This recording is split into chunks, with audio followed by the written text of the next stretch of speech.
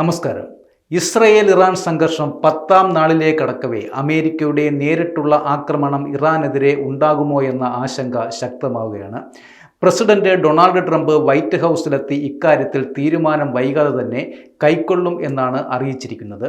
അതിനിടയിൽ ആശങ്ക ശക്തമാക്കിക്കൊണ്ട് അമേരിക്കയുടെ യുദ്ധവിമാനങ്ങൾ പസഫിക് സമുദ്രത്തിന് കുറുകെ പറന്നെന്ന റിപ്പോർട്ടുകളും പുറത്തു വന്നിട്ടുണ്ട്.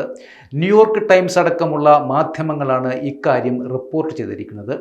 ഉഗ്ര പ്രഹരശേഷിയുള്ള US വ്യോമസേന B-2 ബോംബർ വിമാനങ്ങൾ അമേരിക്കയിലെ സൈനിക താവളത്തിൽ നിന്നും പറന്നുയർന്ന് പസഫിക് സമുദ്രത്തിന് കുറുകെ പോയി എന്നാണ് റിപ്പോർട്ടുകൾ പറയുന്നത്.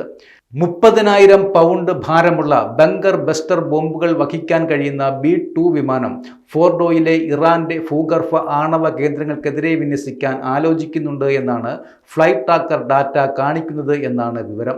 മിസോറിയിലെ വൈറ്റ്മാൻ എയർഫോഴ്സ് ബേസിൽ നിന്നാണ് ഇവ പറന്നുയർന്നത് എന്നും ന്യൂയോർക്ക് ടൈംസ് റിപ്പോർട്ട് ചെയ്തിട്ടുണ്ട്.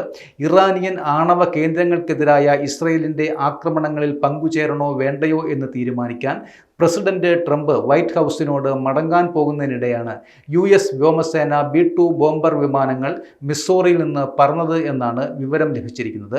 ഇറാനെതിരായ നീക്കത്തിൽ തീരുമാനം നേരത്തെ ഉണ്ടാകുമെന്ന മുന്നറിയിപ്പ് അമേരിക്കയും ട്രംപും നൽകിയിട്ടുണ്ട്. ഇസ്രയേലിനോട് യുദ്ധം നിർത്തുവാൻ പറയില്ല എന്നും ട്രംപ് വിവരിച്ചിരുന്നു. ഇസ്രയേൽ ഇറാൻ സംഘർഷം പെട്ടെന്ന് അവസാനിക്കുന്ന ഒന്നല്ല എന്ന് സൂചന നൽകുന്നതായിരുന്നു അമേരിക്കൻ പ്രസിഡന്റിന്റെ നേരത്തെയുള്ള പ്രസ്താവന. ഇറാന്റെ തീരുമാനമറിയാൻ പരമാവധി 2 ആഴ്ച വരെ മാത്രം കാത്തിരിക്കുമെന്നാണ് ആദ്യം പറഞ്ഞത് എങ്കിലും പിന്നീട് ട്രംപ് ഈ തീരുമാനം നേരത്തെയാക്കുമെന്ന മുന്നറിയിപ്പും നൽകിയിരുന്നു.